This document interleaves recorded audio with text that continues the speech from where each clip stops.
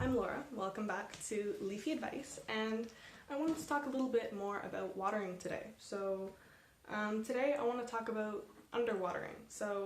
The two main issues with watering your houseplants is you can either overwater them or underwater them, and generally underwatering is better. If you're going to do one or the other, underwater. How can you tell if you're underwatering your plant? Well, there's a couple signals that your plant will give you so that you know. First one is dried up foliage, dried up leaves. So I'm going to give you some examples of what that looks like. I have this succulent and you can see the lower leaves, they're dried up, right? They're shriveled and they're like dry and hard.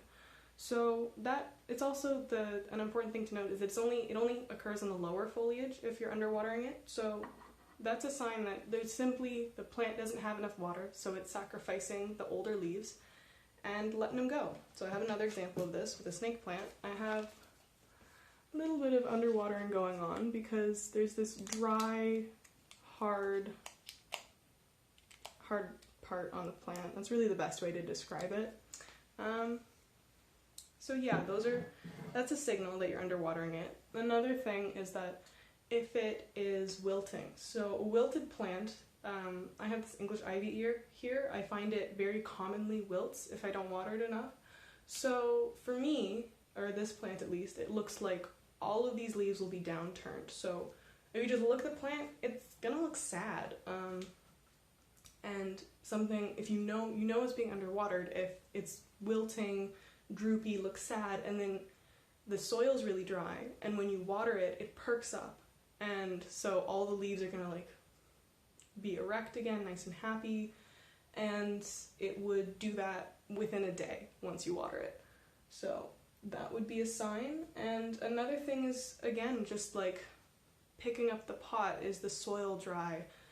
And if your plant doesn't look happy and it's dropping leaves and the soil's dry, that would be a sign that it's being underwatered. So if you know your plant is being underwatered, some ways to make it happier and as a result make it grow faster would be watering it more. Increasing the frequency at which you water it more intensely, give it heavier amounts of water every time you water it. You could change the kind of pot it's in. So a terracotta pot, like this one, sounds like this. It's a porous substance, so it actually lets water evaporate from it, which is good for things that want really dry soil, like succulents.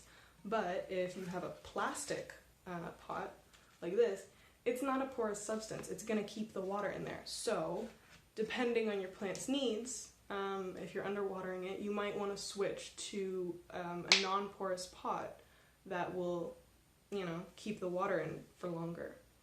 Some other things you can do, you can add things like Oyas or watering bulbs.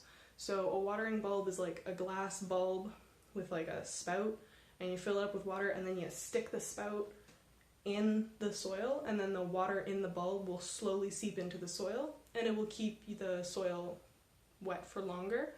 And an Oya, and if you want to look it up, it's spelled O-L-L-A. It's a terracotta pot, but you plant it in the soil, it's completely underground except for a little spout, and then you fill it up with water and put a lid on it to keep the water in it from evaporating. And then because that terracotta is porous, the water seeps out into the soil and the plants can kind of take water as they need from the container. So yeah, that's what I'm going to talk about for underwatering, and in the next video I'll talk about overwatering for you guys.